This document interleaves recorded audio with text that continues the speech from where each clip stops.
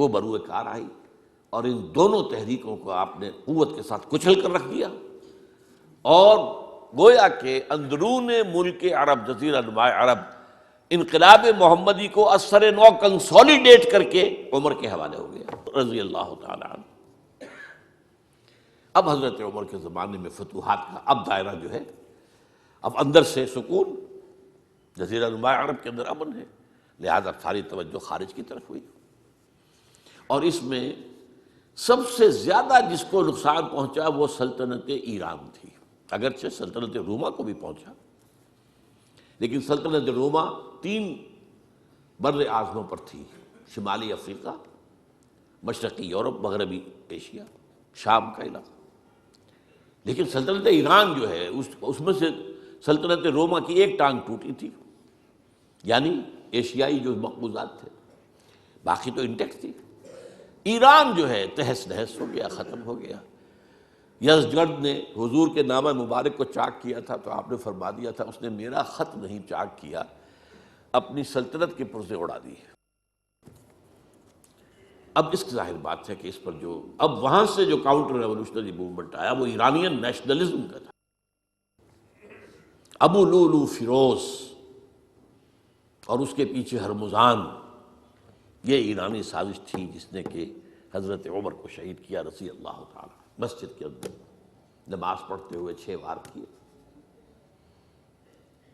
تیسری چیز جو بہت زیادہ جسے گزند پہنچا تھا وہ بطور مذہب یہودیت تھی۔ مدینے سے 3 قبیلے نکالے گئے، خیبر وغیرہ آس پاس کے قلعے ختم کیے گئے، اور یہودی جو ہیں اس پوزیشن میں تو نہیں تھے کہ کوئی عسکری کوئی تحریک اٹھائیں مسلمانوں کے خلاف، لیکن عیاری کے انداز سے عبداللہ ابن سبا میدان میں آیا، اس نے اسلام کا لبادہ اوڑھا اور اندرونی طور پر سازش برپا کی۔ میں اس کی بات میں پچھلی مرتبہ عرض کر چکا ہوں، جس کے نتیجے میں حضرت عثمان شہید کیے گئے رضی اللہ تعالی عنہ۔ یہ دوسری شہادت ہو گئی۔ یہ گویا کہ دونوں شہادتیں جو ہوئی ہیں یہ کاؤنٹر ریولوشنری موومنٹس تھی۔ اب آج کا میرا موضوع ہے شہادت علی رضی اللہ تعالی عنہ۔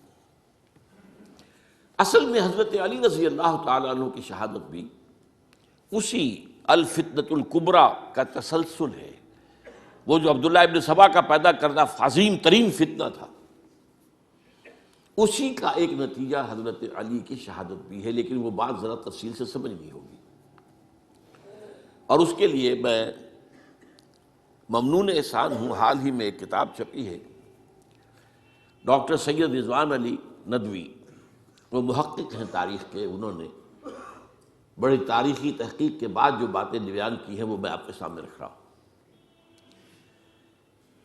عرب میں جنوب مغرب کی کونے میں جہاں یہ یمن بھی آباد ہے، اس کے اوپر نجران ہے، اسی علاقے میں یمامہ کا علاقہ کہلاتا ہے۔ یہاں ایک قبیلہ آباد تھا بنو تمیم۔ یہ جو لوگ تھے بڑے کرخت مزاج، جنگجو، اکھڑ، ضدی، اور جس بات کو ایک دفعہ مان لیں اس پر اڑ جانے والے اور مر مٹنے والے۔ یہیں سے فتنہ پہلا اٹھا تھا، سب سے بڑا جو نئے جھوٹے نبی کھڑے ہوئے تھے ان میں سب سے بڑا تو مسیلمہ کذاب تھا، یہی تو علاقہ تھا، اور اس کے خلاف اس فتنے کی سرکوبی میں کتنے صحابہ، 1200 صحابہ ایک جنگ کے اندر شہید ہوئے، جن میں 500 جو ہیں وہ حفاظ تھے رضی اللہ تعالیٰ عنہ اجمعین۔ تو یہ لوگ جو یہ تھے بڑے زوردار تھے۔ اس قبیلے کے بارے میں حضرت عمر رضی اللہ تعالیٰ عنہ نے ایک بڑی عجیب حکمت عملی اختیار کی، ان کو وہاں سے اکھاڑ کر اور ایران کی سرحدوں پر آباد کر دیا، اب جہاں پر جہاد ہو رہا تھا، تاکہ ان کے اندر جو یہ جنگجوئی ہے یہ اب اس مقصد کے لیے استعمال ہو، اب وہ دارالاسلام کی توسیع کے مقصد کے لیے استعمال ہو، اور وہ ہوئی۔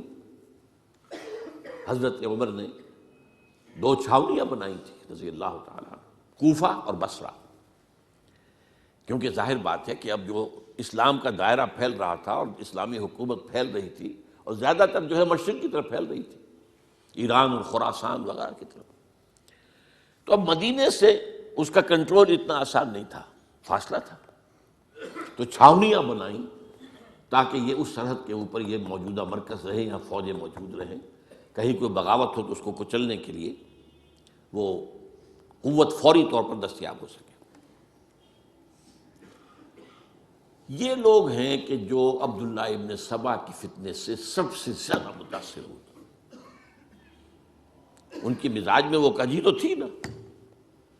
حضرت عمر بھی ان کا جو ایک مضبوط کنٹرول تھا انہیں دبائے رکھا ہے، اور ان کا رخ جو ہے ایک دوسری طرف موڑ کر اس سے اسلام کو فائدہ پہنچایا۔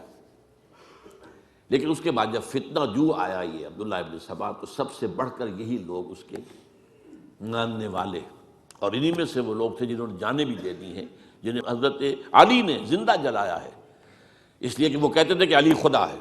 اے علی تم خدا ہو، تم ہمیں آگ میں جلا رہے ہو، یہ تو تم ہمارا امتحان لے رہے ہو۔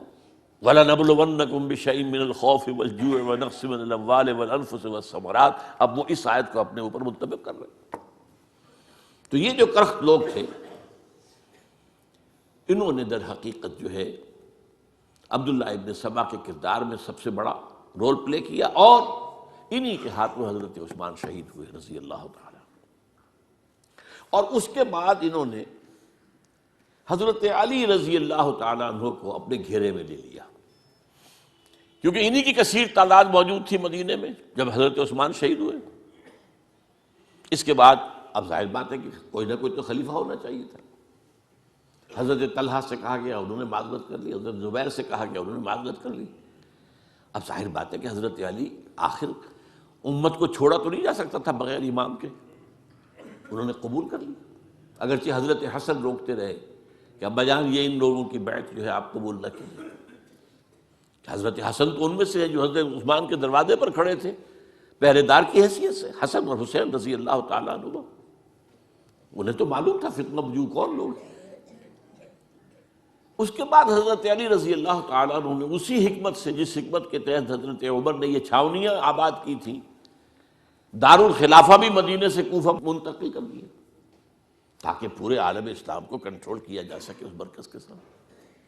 اس کا نتیجہ یہ نکلا کہ اب گویا کہ حضرت علی کے گرد ان لوگوں کا گھیراؤ مکمل، کوفے میں یہی تو آباد تھے، کوفی یہی تو تھے، حضرت عمر نے انہیں لا کے یہاں آباد کیا تھا۔ جب حضرت علی نے کوفے کو اپنا دارالخلافہ قرار دیا تو گویا کہ ان کا پھر عمل دخل بہت بڑھ گیا۔ ایک طریقے سے یوں کہا جا سکتا ہے کہ انہوں نے اب حضرت علی رضی اللہ تعالیٰ عنہ کو اپنے محاصرے میں لے لیا۔ چنانچہ جنگ جمل کے موقع پر یہ ہوا ہے کہ صلح ہو گئی تھی، حضرت عائشہ رضی اللہ تعالیٰ عنہ کے جو نمائندے تھے اور ادھر سے حضرت علی، صلح ہو گئی تھی، طے ہو گیا تھا کہ ہاں قاتلین عثمان کو جو ہے اس کو سزا دی جائے گی، قصاص لیا جائے گا حضرت عثمان کی قتل کا۔ لیکن ان لوگوں نے 10,000 آدمی کھڑے ہو گئے کوفے کے اندر، ہم سب قاتل ہیں عثمان کے، لوگ قصاص ہم سے اگر لے سکتے ہو، جس کے نتیجے میں اور انہوں نے جنگ شروع کر دی۔ اور جب جنگ شروع ہو جائے تو پھر اس کے بعد تو کوئی نہیں دیکھ سکتا کیوں شروع ہوئی، کیسے شروع ہوئی، کس نے شروع کی، اب تو یا مارو یا مرو، دو ہی باتیں ہوتی ہیں۔ 10,000 مسلمان ایک رات میں شہید ہوئے جنگ جمل میں۔ اب اس کے بعد حضرت علی رضی اللہ تعالیٰ عنہ کی خلافت جو ہے حضرت امیر معاویہ نے ماننے سے انکار کر دیا۔ جب تک قاتلین عثمان کو سزا نہیں دیتے ہم بیعت نہیں کریں گے۔ یہ نہیں کہ دعویٰ کیا ہو کہ میں خلافت کا حقدار ہوں، یہ نہیں، لیکن یہ کہ آپ کو ان کو سزا دینی چاہیے۔ اب یہ تھا وہ مخمصہ جس میں حضرت علی رضی اللہ تعالیٰ عنہ وہ فرماتے تھے تم میرا ساتھ دو تو میں ان قاتلین عثمان سے سزا جو ہے ان کو سزا دے سکتا۔ ادھر انہیں پتا تھا کہ میں سرنڈر کرتا ہوں تو مجھے علی تک تو پہنچنے کوئی نہیں دے گا، راستے میں ختم کر دیں گے رضی اللہ تعالیٰ عنہ۔ تو یہ پیچ تھا ایک جو ایسا پڑا ہے۔ اب اس میں جب حضرت معاویہ اور حضرت علی کے مابین فیصلہ کن جنگ ہوئی، جنگ صفین جسے کہتے ہیں، جس میں 70,000 مسلمان ایک دوسرے کی تلواروں، تیروں، نیزوں سے قتل ہوئے۔ اس موقع پر حضرت معاویہ کی طرف سے ایک آفر آئی